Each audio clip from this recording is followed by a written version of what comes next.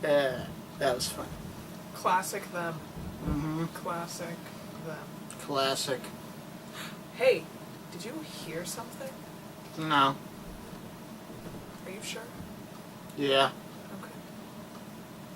You want me to go check it? Yeah, I would. Fine.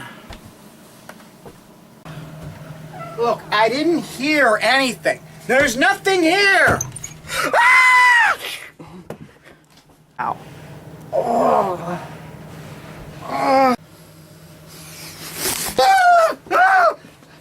Who the hell are you? I'm the landlord.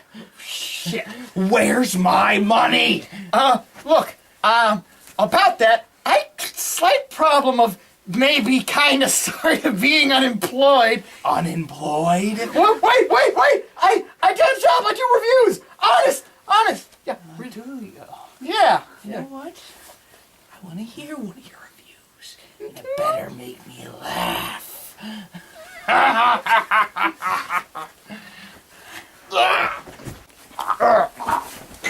Come on.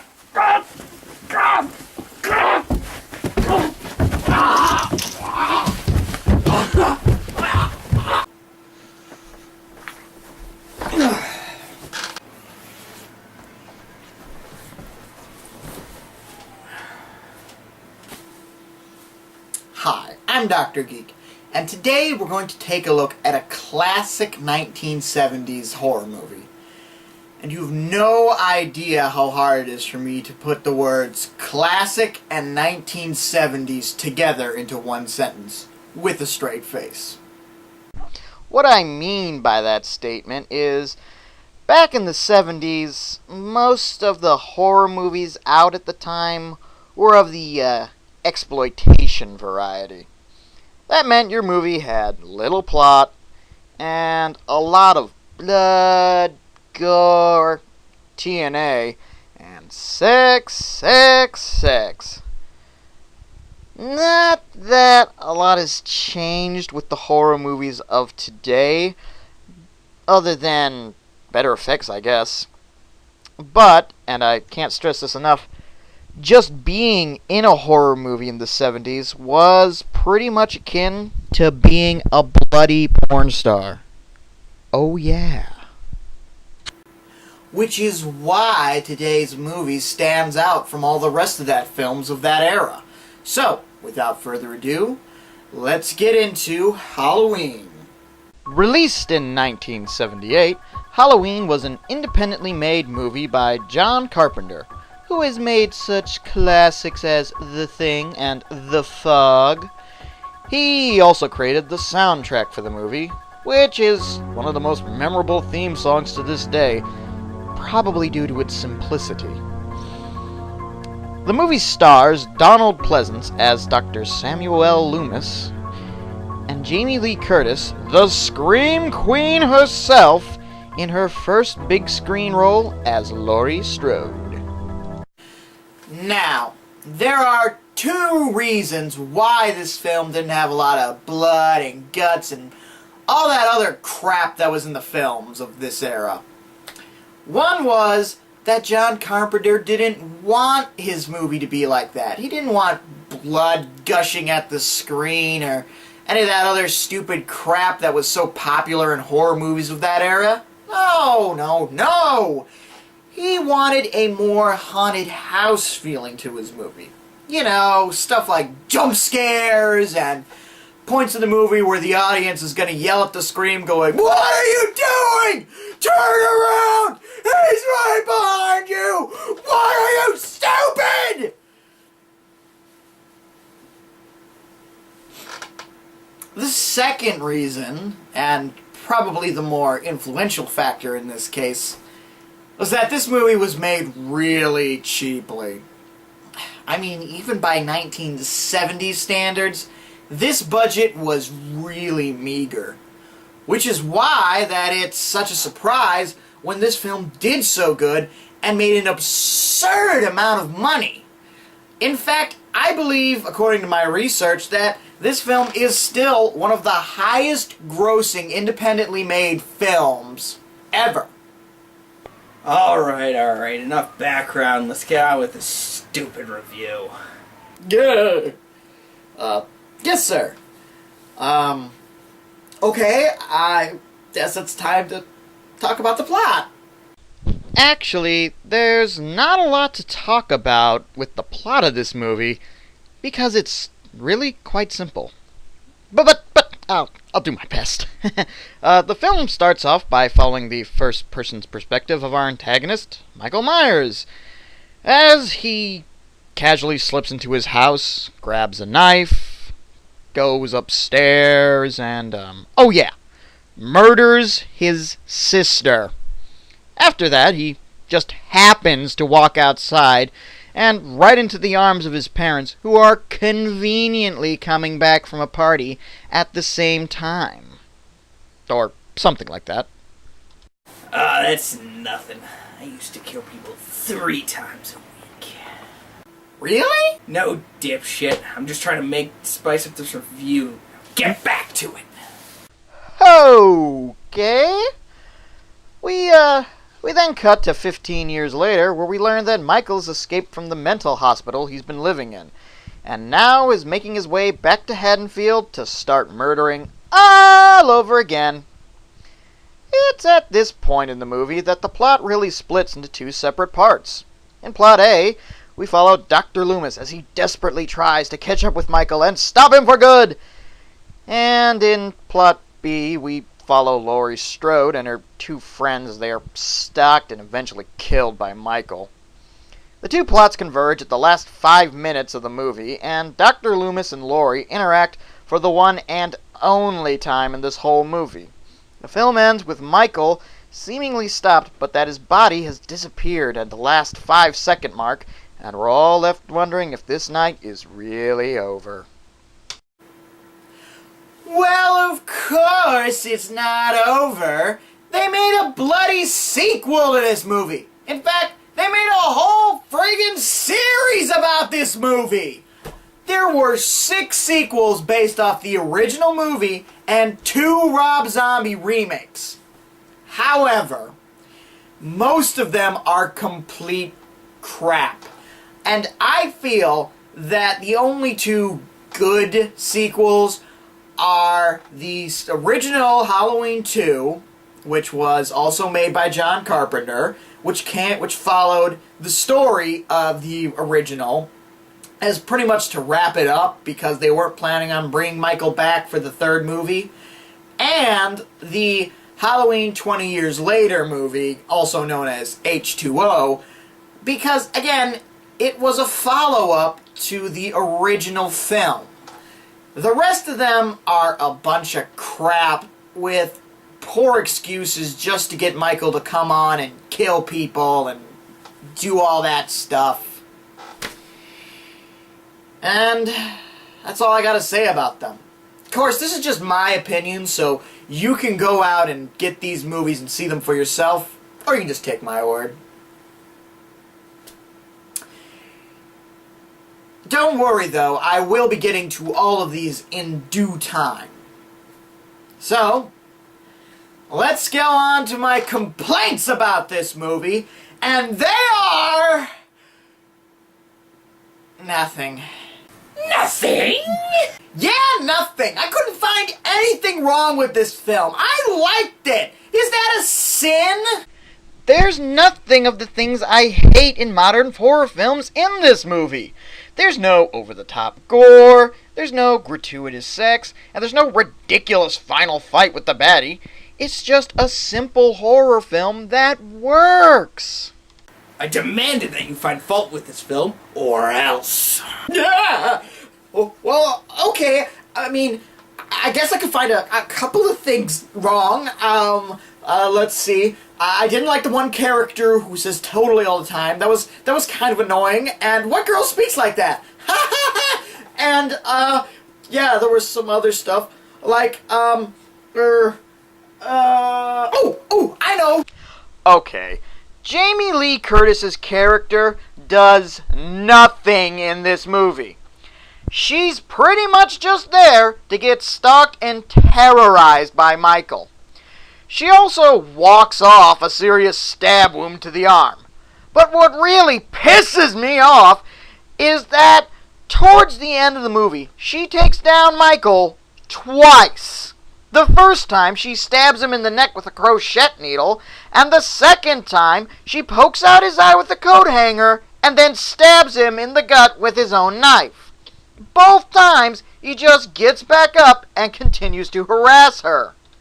And both times this happened, I was screaming at the screen, "Do something! Stab him again! Club him over the head! Beat the tar out of him! Tie him up! Just do something!" I mean, Christ, woman, you just walked into a room where he had posed the dead bodies of your friends. Take some revenge! Also, Dr. Loomis's plan of waiting for Michael at his house until he comes back seems pretty stupid to me. I mean, it's Halloween. He just broke out of a maximum security mental hospital and then drove 100 miles, which, by the way, he's never driven before, so that's a feat. He drives back to his hometown, so you gotta know he's gonna go out and he's gonna kill somebody. However, there are two things about the final scene of the movie that I just gotta talk about. It's not that they're bad. Far from it. This is the best part of the movie and my favorite scene in my opinion. But it's something I have to bring up because after watching the Rob Zombie remake, I feel that this is something that they really screwed up on. That Rob Zombie just completely missed the power of these scenes. So, let's take a look.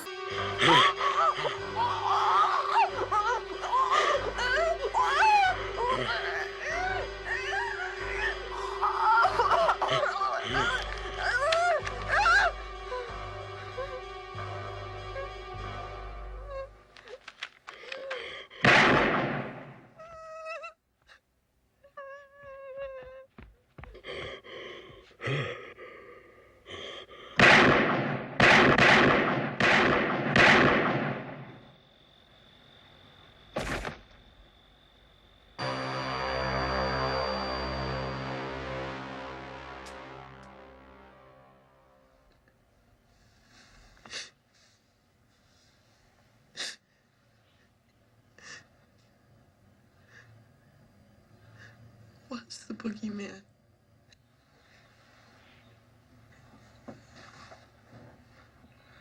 As a matter of fact, it was. Damn! That scene has a power to it that the remake just missed completely. Allow me to explain.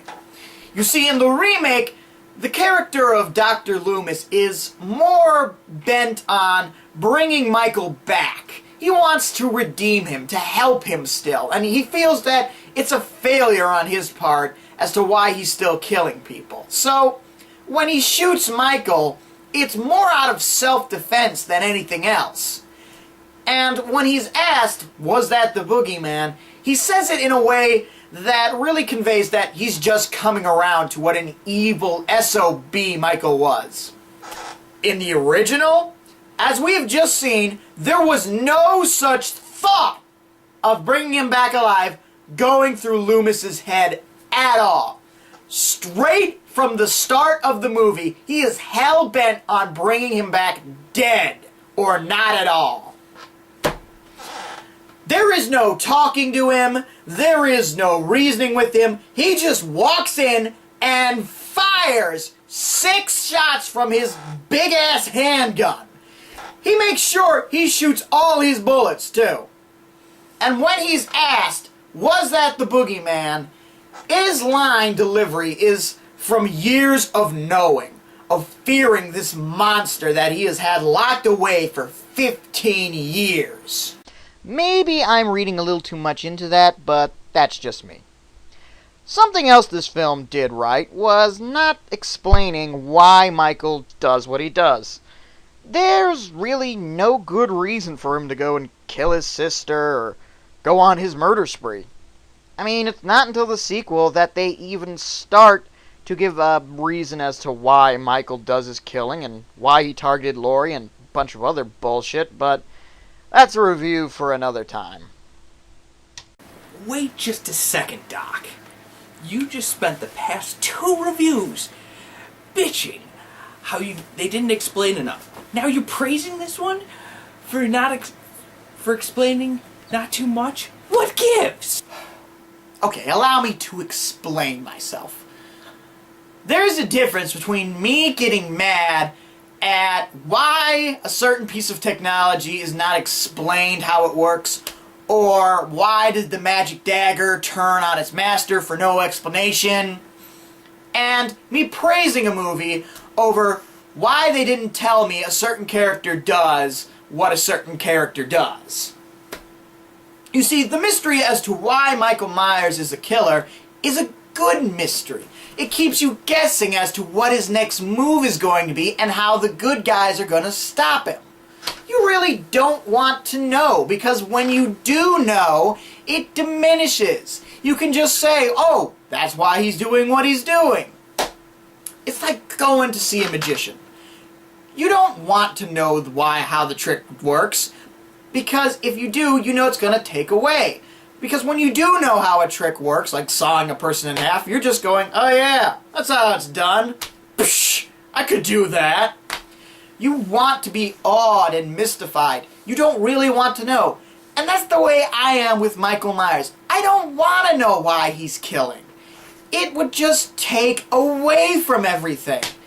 It would make the movie less mysterious and less haunting. So, final thoughts? This is a really good movie. If you haven't seen it, then get your butt out to a video store and get a copy, because it's a great flick. In fact, this movie has been credited with the creation of the modern-day slasher film. There has been numerous movies that are either inspired by this film or just plain ripped it off. The most famous film series inspired / ripped off by this movie is none other than Friday the 13th. Hell, the first movie was just made to rip off that first-person perspective used at the beginning of Halloween. Bet you didn't know that, did ya? What? That's it? No rating? Well, no, I don't really do ratings. Do a damn rating. Well, okay, I give this movie an A+. It's really fun, you should go see it. So, Mr. Landlord, what did you think?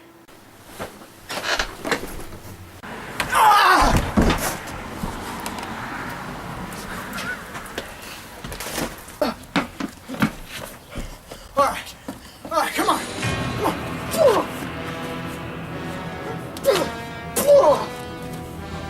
That's it? That's it?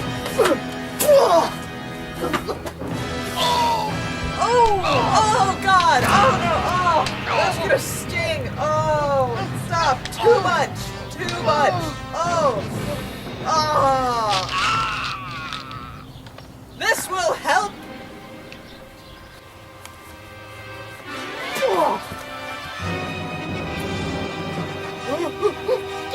Look how that throw was down!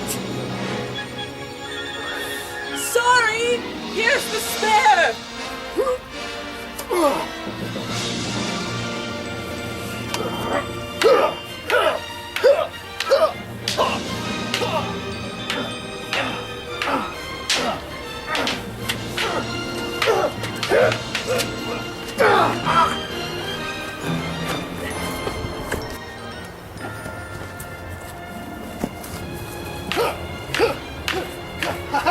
So you want to face it?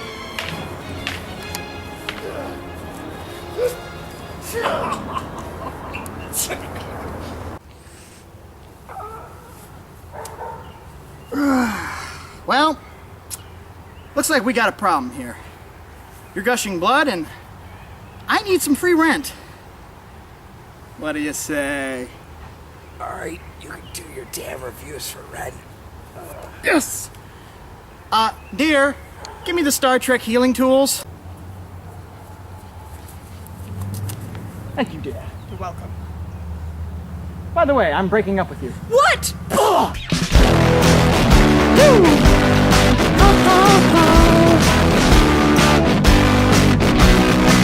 I'll take you for a ride. I'm a garbage truck. Oh no. I'll take you to the dump. 'Cause you're my queen. Take you uptown. I'll show you the sights, you know you wanna ride. I'm a garbage truck.